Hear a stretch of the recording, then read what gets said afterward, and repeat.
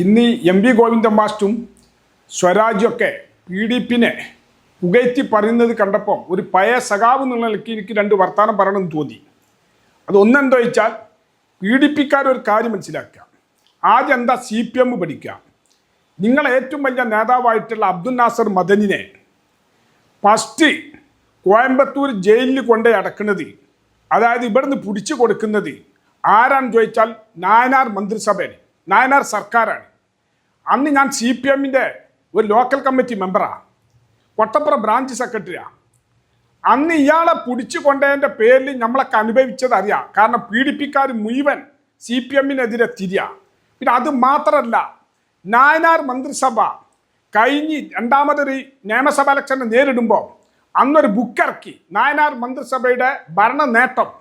അതിൽ ഫസ്റ്റ് മുൻഗണനയോട് കൂടി കൊടുത്തത് ഏതാ അറിയോ? നായനാർ ഭരണ നേട്ടത്തിൽ അബ്ദുൽ നാസർ മദനിനെ ജയിലിൽ അടച്ചത് നായനാർ CPM-ൻ്റെ ഭരണ നേട്ടമായിട്ട് അന്നൊരു ബുക്കിൽ രേഖപ്പെടുത്തിയത്. സഖാക്കൾ പരിശോധിക്കുക, PDP-ക്കാർക്ക് പരിശോധിക്കുക.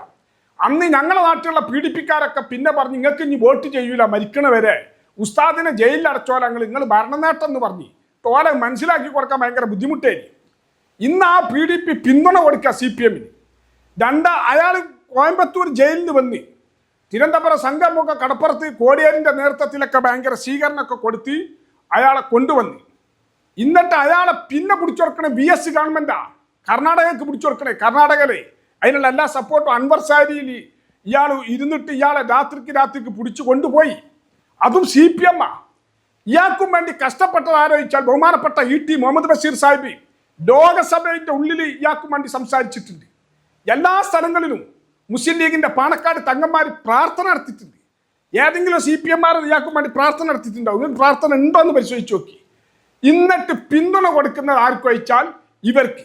അവിടെ നമ്മൾ മനസ്സിലാക്കേണ്ടത് ഒരു കാര്യം ഞാൻ പറഞ്ഞുതരാം. ഞാൻ പഴയ സഖാവ് എന്ന നിലയ്ക്ക് NDF രൂപം കൊണ്ടപ്പോൾ, PDP രൂപം കൊണ്ടപ്പോൾ, SDPI രൂപം കൊണ്ടപ്പോൾ, വെൽഫെയർ പാർട്ടി രൂപം കൊണ്ടപ്പോൾ ഒക്കെ ഏറ്റവും കൂടുതൽ സന്തോഷിച്ചതും അവർക്ക് വേണ്ട പിന്തുണ കൊടുത്തത് ആരാന്ന് ചോദിച്ചാൽ CPM-ആ. അതിൻ്റെ കാരണം എന്താ വെച്ചാൽ മുസ്ലിങ്ങളുടെ ഇടയിൽ ഏതിലൊരു പാർട്ടി രൂപം കൊണ്ടാൽ സന്തോഷിക്കാണ് മലപ്പുറം ജില്ല, പ്രത്യേകിച്ച് മലബാറിലെ സഖാക്കൾ. അതോടുകൂടി ലീഗ് തകരില്ലോ. ഒരു പാർട്ടി വന്നാൽ മുസ്ലിങ്ങളെ കൈക്ക് പോയാൽ ലീഗ് തകരില്ലോ നിങ്ങൾക്ക് പിന്തുണ കൊടുക്കുക. അതുകൊണ്ടാണ് പറപ്പൂരിനെ പോലത്തെ പഞ്ചായത്തിൽ SDPI-യുമായിട്ട് ഭരിച്ചില്ലേ, കൂട്ടുകൂടി ഭരിച്ചില്ലേ, വെൽഫെയർ പാർട്ടിയൊക്കെ ഒരുമിച്ച് കൊടിയെടുത്ത് പ്രകടനം നടത്തില്ലേ.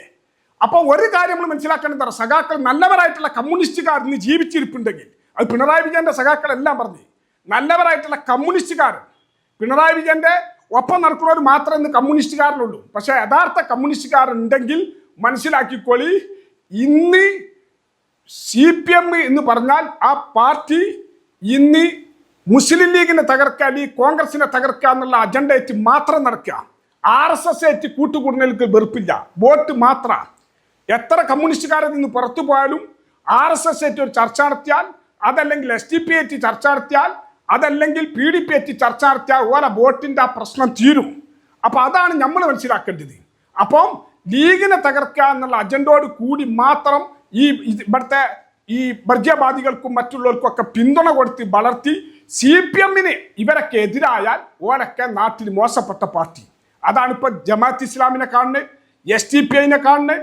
ഇപ്പോൾ ഓർക്ക് പിന്തുണ കൊടുക്കുന്ന അബ്ദുൽ നാസർ മദനി, അയാൾ ഞാൻ പറഞ്ഞ എനിക്ക് പ്രയാസമുണ്ട്, എന്നാലും ഞാൻ പറയാം, ദുനിയാവിൽ ഇത്രയും നന്ദില്ലാത്തൊരു മനുഷ്യൻ ഉണ്ടാവില്ല. ഈ 2 പ്രാവശ്യം പിടിച്ച് ജയിലിൽ കൊണ്ടുപോയിട്ടിട്ട് ഇയാളെ പോയി സന്ദർശിക്കണ്, മുനവർ ശിഹാബ് തങ്ങൾ സന്ദർശിക്കണ്, ET മുഹമ്മദ് ബഷീർ സാഹിബ് സന്ദർശിക്കണ്. അത് ഇയാളെ പിന്തുണക്കോ ഇയാളെ വോട്ടിന് വേണ്ടിയല്ല, അത് അള്ളാഹിനോട് കൂലിട്ട് വിചാരിച്ചിട്ടാണ് ഒരു അവർക്ക് പോയി സന്ദർശിക്കണോ, പ്രാർത്ഥന നടത്തണു. പക്ഷെ അബ്ദുൽ നാസർ മദനിക്കോ PDP-ക്കോ നന്ദില്ല. എന്തിനാ അറിയില്ല.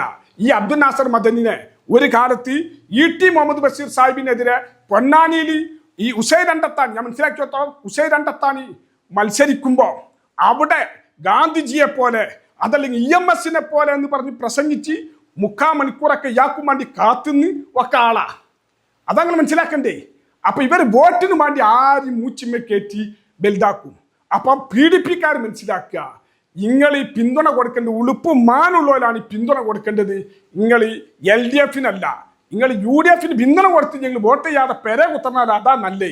ഒരു കണക്കിന് എനിക്ക് പറയാനുള്ളത്. അപ്പം നിലമ്പൂരിലെ വോട്ടർമാർ ഇത് ശ്രദ്ധിക്കുക. കാരണം നിലമ്പൂരിനും വേണ്ടിയാണ് ഈ ജാതി സകല കളിയും കളിക്കുന്നത്. ഇന്നലെ ഹിന്ദു മഹാസഭയായിട്ടൊക്കെ ചർച്ച നടത്തിയ വിജയരാഘവൻ എന്ന് പറഞ്ഞാൽ ഞാൻ പല പ്രാവശ്യം പറഞ്ഞിട്ടുണ്ട്, മലബാറിലെ മുസ്ലിം സഖാക്കളെ ഈ പാർട്ടിയിൽ നിന്ന് ഒഴിവാക്കുന്നതിന് മുഖ്യ പങ്ക് വഹിക്കുന്ന ഒരാളാണ് വിജയരാഘവൻ എന്ന് പറഞ്ഞ വർഗീയവാദി. ആ വർഗീയവാദിയാണ് എം സ്വരാജിനെ നിലമ്പൂരിൽ കൊണ്ടു നടക്കുന്നത്, വിജയിപ്പിക്കാനുള്ള ശ്രമം നടത്തുന്നത്. അതുകൊണ്ട് RSSന്റെ പിന്തുണ LDFനാണ്. അപ്പം RSSന്റെ പിന്തുണയോടുകൂടി മത്സരിക്കുന്ന എം സ്വരാജ് എന്നുള്ള ബോർഡ് വെക്കാണ് സഖാക്കൾക്ക് നല്ലത് എന്നാണ് എനിക്ക് ഈ വിഷയത്തിൽ പറയാനുള്ളത്.